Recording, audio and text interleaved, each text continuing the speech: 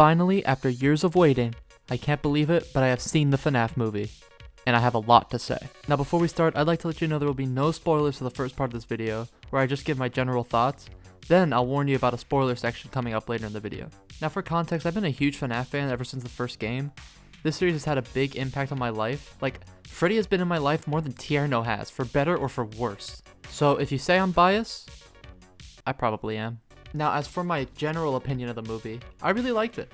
As a fan, I felt like it gave me like a great experience, but it has its issues. Let's get the biggest negative out of the way.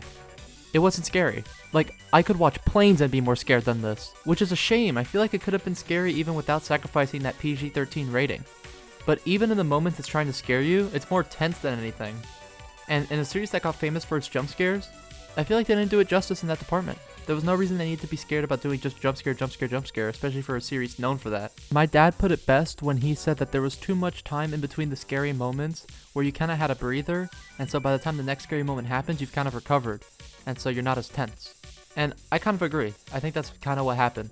Now, I'm going to wait to talk about my other major complaints because they were with the ending, but without spoilers, the ending felt a bit rushed, you know? And besides that rushed ending, the only other major negative I had was Steve Raglan not having enough screen time. Matthew Lillard did really good as Steve Raglan, and I would have, enjoyed seeing him a little more. Now, on a positive note, the animatronics and sets were amazing. They steal the show. They look incredible. They were almost one-to-one with the games. Like, it was genuinely so cool to see them on the big screen, and whoever the actors were in them did great job like capturing the movements and everything, and they look like so soft.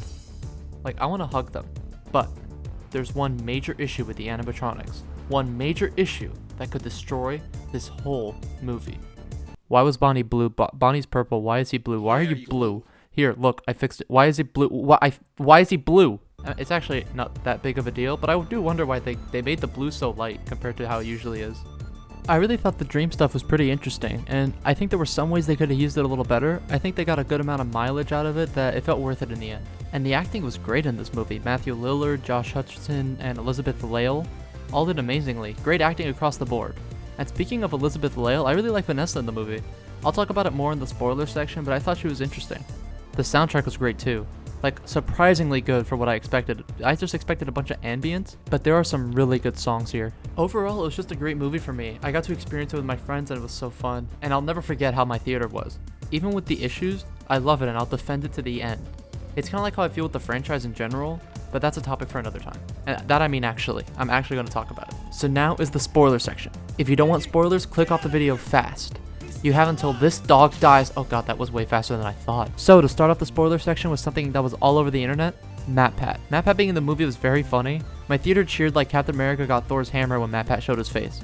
Also, his name is Ness, so that's funny. But I'm gonna say it, I wish she was pregnant in this scene. It would have been a really funny reference, and imagine the general public's reaction to MatPat pregnancy on screen.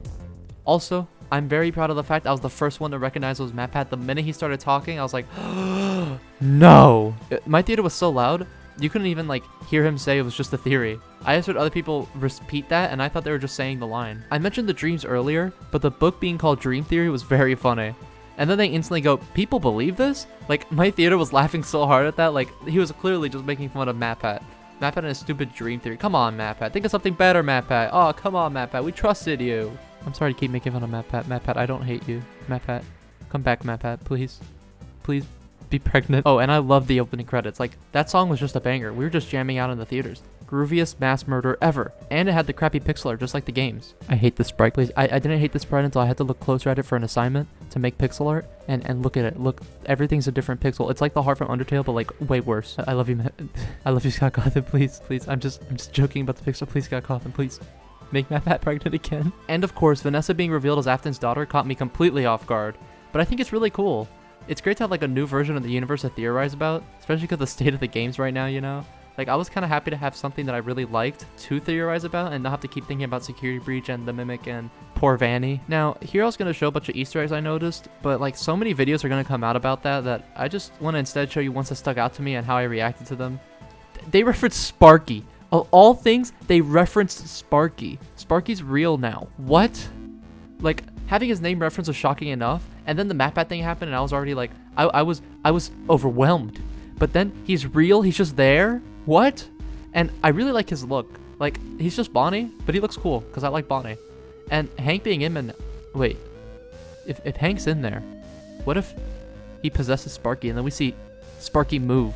Oh God. Also, for like a community so like obsessed with getting tiny details, I haven't seen anyone mention that Garrett's shirt at the beginning of the movie in the family photo is a black shirt with gray stripes. They think they're so slick. I also noticed every time he went to sleep in the pizzeria, the camera focused on the speakers. Like they would play a really weird crackling noise and then he would go to sleep. Are they pulling an illusion disc? I'm scared they're doing illusion disc. I mean, I like illusion disc. I think they're funny. But are they doing illusion disc or is that just weird camera work? I couldn't tell. And I think that's everything I have to say. Before I go, I want to talk about how fun my theater was. There was so much cheering, and yet I was still able to enjoy the movie when I can. Every reference sent whispers throughout the crowd. It was amazing, and the cheer for Spring Bonnie was like a football stadium. Like, we erupted for that and Matt Pat, like pregnant. And that's it for my review. I'm bad at scores, so I give it 4 Tiernos and 1 Trevor out of 5. But if I looked at it with like the critic's eye more, I'd probably see more faults, but I kind of love this movie as a fan. One of my favorite watches of the year. And like this and the Mario movie this year, I had so many good movies to just enjoy in a theater full of fans. If you ever have the chance to watch a movie like this with fans, it's the best experience ever. They cheer, they laugh, they point out references you don't get. Like we were all talking about how we thought Vanessa was a robot because of Charlie. We thought Vanessa was like the Charlie of this universe. Like it's just so fun to watch it with fans. I really recommend it.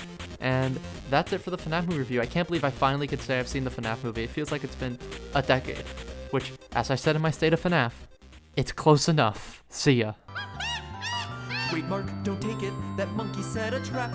He wants me to take it? He thinks you're quite a sap. But check out this bishop. You'll take his piece for free. Hey, the monkey's got no chance to make a monkey out of me. Smartest show in gaming, huh? Hey, it was just a theory.